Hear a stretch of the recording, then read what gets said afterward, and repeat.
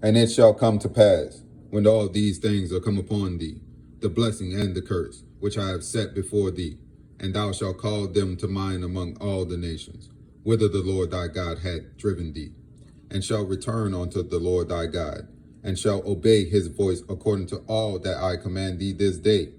thou and thy children, with all thine heart, and with all thy soul, that then the Lord thy God will turn thy captivity, and have compassion upon thee, and will return and gather thee from all the nations, whither the Lord thy God had scattered thee.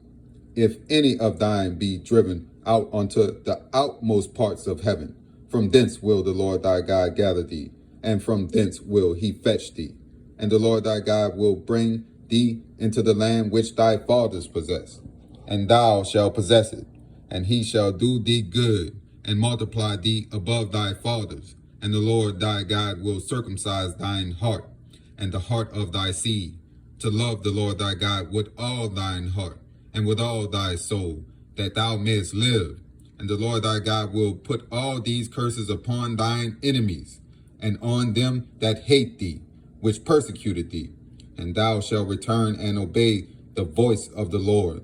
and do all his commandments which I command thee this day.